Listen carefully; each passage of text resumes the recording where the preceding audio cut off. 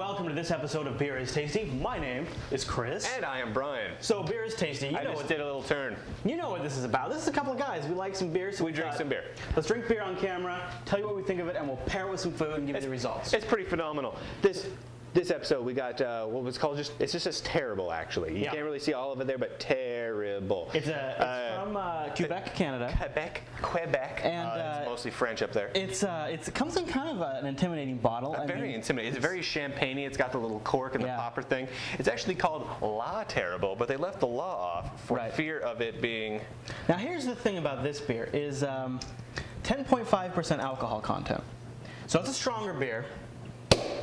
Well done. Whoa. Holy and germs. There we go. Holy crap. I'm going to grab a little paper towel there real quick. So what happens there is contents under pressure. Up in Quebec, Canada, they don't have to say things like contents under pressure. Yeah, let's get the side of the bottle too. Well, has a good smell to it. Yeah. Oh wow! I already know some about it because I just put them in my mouth. So it's kind of, so 10.5% alcohol by volume. A lot of booze in this beer. Hey, you don't find that a lot. My germs will be killed by the alcohol.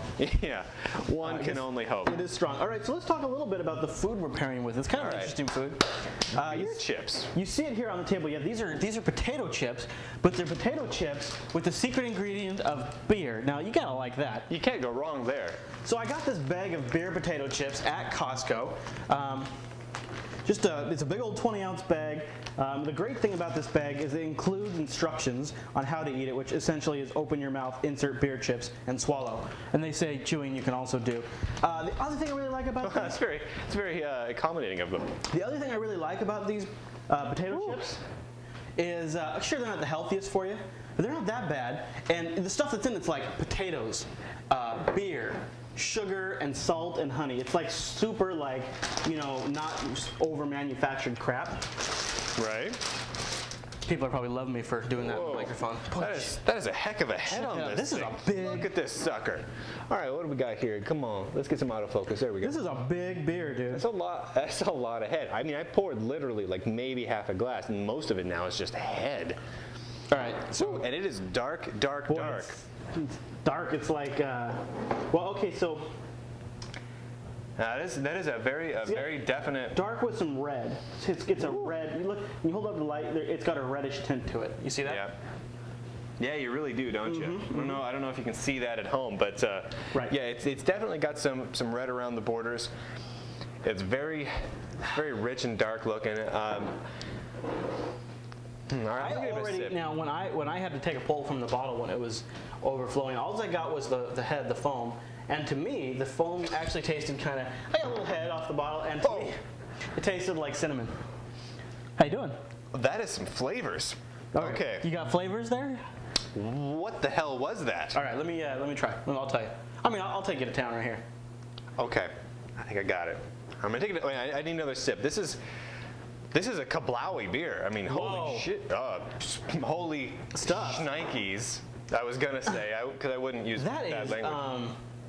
A lot of flavor. That is a lot of flavor. That is too much to handle. All right, hold on, I got to do it again. This beer is, in the words of Bobby Brown, it's too hot to handle and too cold to hold. Okay, I got it. You call the Ghostbusters and you're in control. It's kind of spicy. It's got not like hot spicy, but like flavor spicy. You know, like spicy, like spiced wine. You know what I'm saying? It's got a. And then after you swallow, there's a little burn on the tongue because it is 10.5 alcohol. It is 10.5. So you're getting a little bit of that too. It's wow. It is very. It's very, very earthy. It tastes like you're drinking a combination of a pond. Of mud. Yeah, it's like scum from the earth mixed together with like clay and then like spiced wine. No, you know what it is? Yeah, it's somebody took like allspice berries and stuff like that you have in some, and then they put that in some pond water. It's like half pond water and it's half sparkling water. You know, it's not a great flavor, I don't think, but I would wager a bet that it goes good with these because they're salty. I'm trying to keep going through it, keep taking sips and wait a little bit, hoping my palate kind of acclimatizes. It's too much flavor. It's very aggressive to just take a sip and make an opinion on it. I'm gonna put a potato chip in my mouth. Yeah, you go for it. Which is I'm gonna think through this one for a minute. Oh man, I gotta be honest, my initial reaction is not positive, as you might have guessed based on the mud comment earlier. It's, I would not necessarily classify this as a porter or a stout, but it's a bit like both. Some great potato chips. Some decent potato chips. But it's very dark, it's very rich, it's very heavy, it's fairly creamy, but not too creamy. It's not like a creamy beer. It's not like a Guinness. That's a different flavor. You get a totally different flavor off the beer after you eat one of those. All right, let me put a little salt in my mouth and see what it comes like. Okay, so it's worse now?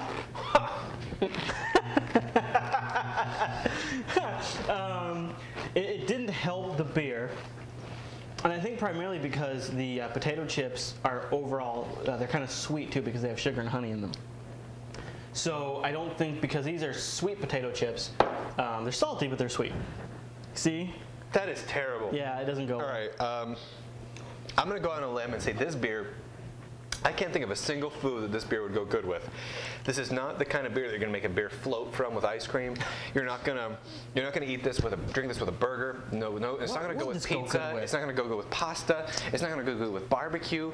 And if you have a beer that is not gonna go good with any sort of meat dish, no. Well, maybe. Okay, maybe. Depending on the fish. A white fish. A white fish. You would never pair this with like a salmon or anything like that. And stay clear of like shellfish. Maybe some halibut or some sole. This would be okay. Yeah, a little gefilte, you know what I'm saying? Maybe crab. You would never sully the beauty of gefilte fish with this garbage. Maybe some crab. This could go with some crab, but I gotta be honest with you. I'm not digging this beer. I'm not digging it either. It's living up to its name. Its name of La Terrible. Oh, we didn't mention the brewer's name. I love though. Ooh. The brewer's name is Unibroue. Unibroue. That's a great name. Now, Unibroue, of course, if you look around, Unibroue is kind of renowned for having a flavor, a Unibroue flavor, which, to be fair, I just haven't spent that much time drinking Unibroue beers, so I could not tell you what the specifics of the Unibroue flavors across the board are, because they've got a lot of different brews. But if it's anything like this, I don't want it anywhere here. This area, I don't want it. I don't want it in here. There's some people out there that like themselves kind of an adventuresome, ass-kicking beer. I got this one at my local Hagen's, my grocery store, so it's not like it's some fancy. Hagen's had a. It's easy to find. When I saw that, I said, well, I've got to buy a beer called Terrible.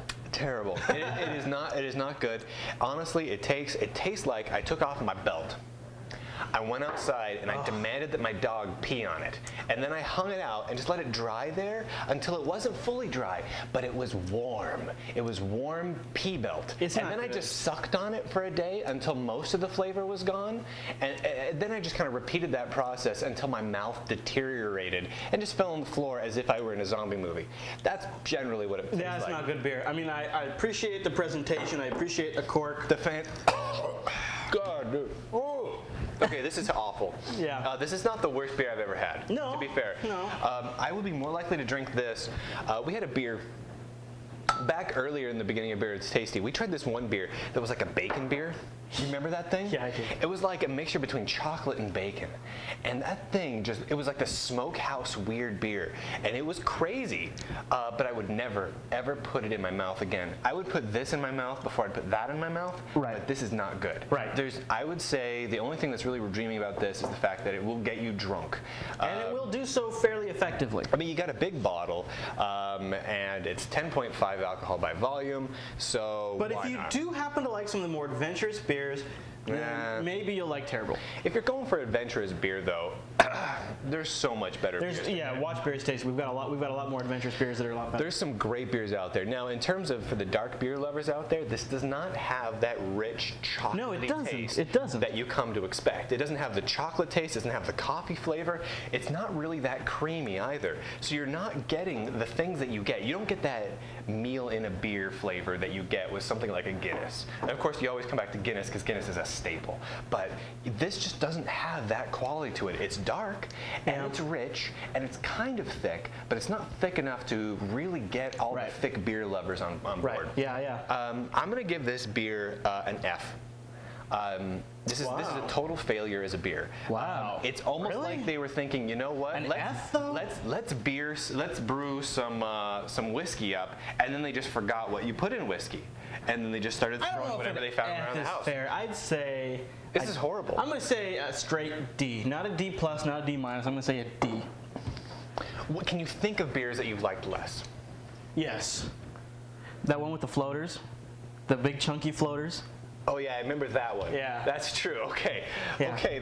But that's an F- beer. Plus, this is an F beer. Plus, I'm appreciative of the 10 plus alcohol. F plus. And I'm gonna give this an F plus. You failed, but extra credit for the name and the presentation. This was not a cheap beer. This was like a $12 bottle of beer. Not worth it. Because of the high alcohol content, though, it sits for a while. You can leave it in your fridge for a while. It's good until like 2012 or something like that. Now, I gotta be honest though, for the price and the amount and even the alcohol volume, I would rather go to the store and pick up a 24-pack of PBR, or hell, I would drink Busch Light over this. And I'm not a big Busch Light fan. I don't think I would drink Busch Light, but I would drink PBR. If you put a Busch Light and this, which one would you grab and drink? Well, we've got some Busch Light. Do you want to try it? You want to try it? See, this is why I don't like playing chicken with Chris, because he will call me and force me to drink the Busch Light. I mean, I'm offering it to you. Do you want to try it? Because you keep the people entertained. I'll go get the Busch Light. All right, so what's happening now, everybody, is Chris. Okay, this sucks. So now, when Chris comes back, I've got to pretend like, no matter what it tastes like, that I like the Busch Light better than the Terrible. It doesn't matter if I do or not. So everyone at home understand that I don't really like Busch Light and I don't really like this Terrible, but I'm going to pretend like the Busch Light is awesome just to screw with Chris. Good news, Brian. Hey, Chris. It's a tall boy. Oh, thank God. Let me dive right into the tall boy of Busch Light. Here, show everyone here at home Busch Light. Oh, look at that. See that? It's like the silver bullet of beers, only a totally different thing. It's not the silver bullet. Pour me a little of that too, so I can compare the two here. Oh, here we go.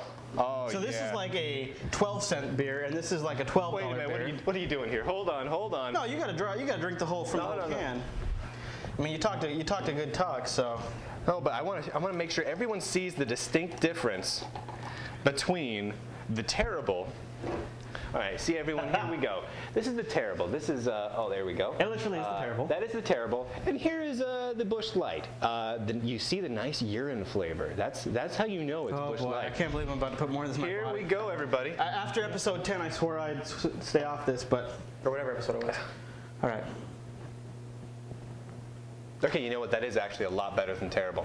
It is better than Terrible. Yeah. Okay, everybody, I was saying I was going to say it was better. No, seriously, it is way better. It is better. Is like if you don't like Busch Light, go buy a bottle of Terrible, drink a few sips, and then drink a Busch Light, and you're like, holy crap, it's the best beer I've ever drinking. I go back to the fact that this almost, after drinking the Terrible, almost tastes like water. Okay, it does kind of taste like water. So, do they tell you how strong? This one's it's like super low. It's a 4, I think. Yeah. It's either a 4 or 4.5. But it is actually a more drinkable beer. See, this is what I'm saying here, is the cheapest beer out there is way more drinkable. And here's the thing. If you're having snacks or you're having dinner, you can use the cheap beer and you can technically get your food down.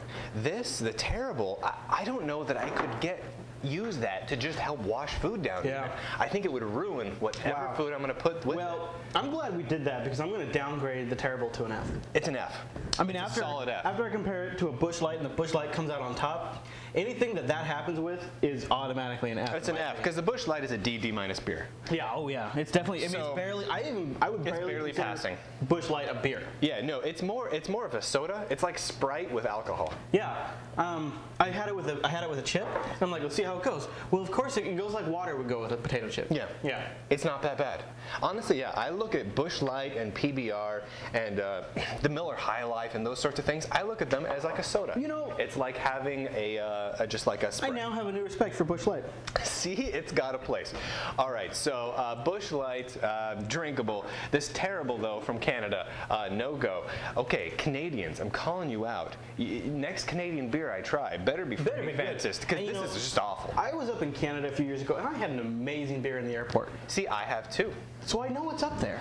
I know what's up there. The land of sky blue. I could use some ideas. In fact, if you've got a Canadian beer that you want to send to us, Right now we're not accepting beers, but if you go over to JupiterBroadcasting.com, on the right-hand side there's a donate button. When you click that donate button, you can leave some notes in there.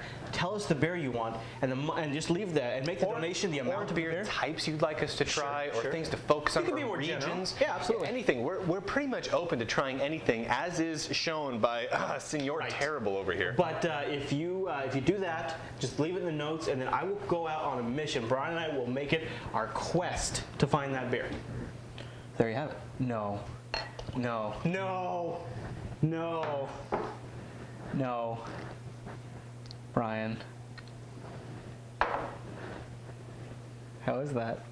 Better than the Terrible. You mix a little cheap beer with the Terrible. It's better. It's better. I'm not joking with you. Right. I've done this before. Normally, you mix 2 beers together, and it makes you want to cry inside. So should I do more? I did mostly Busch Light. There you go. There you go. Now just take a sip. Take a sip. Well, there's a lot of head. Chris likes a lot of head. That's actually a lot better. It's a lot better. That's a lot better. So basically, this Terrible beer flies against everything we think we know about beer. This is Bizarro World beer right here. Crazy. You mix 2 beers together, you throw crap beer inside the Terrible beer, and the Terrible beer is better. This beer should have a goatee and be evil terrible beer. Seriously, and on the alternate constellation / starship. Right. This is a very terrible beer. Comes the beer refreshing. Wow, I cannot believe that's better. All right. Speaking of which, whatever happened to Ham's beer? Go, if you have not seen the Ham's beer commercial, go on YouTube, search for Ham's beer. Oh, and you got like a bear dancing on logs and crap. It is the most amazing thing ever, especially if you're drunk, etc. Yeah. Great commercials. Definitely. See you guys next time. I've lost my train of thought now, so take us out. All right, everybody. Thanks so much for watching this episode of Beer is Tasty. I'd like to remind you that if you'd like to give us feedback, you can go over to JupiterBroadcasting.com/forum. There's a spot in there just for Beer is Tasty, and there's some pretty good discussion. The tech is. Why don't we chug down this? I'm doing the mixture. Yeah, the Terrible / Busch Light. Until next time, everybody. Cheers. No, I'm not gonna. I'm not gonna. I'm done.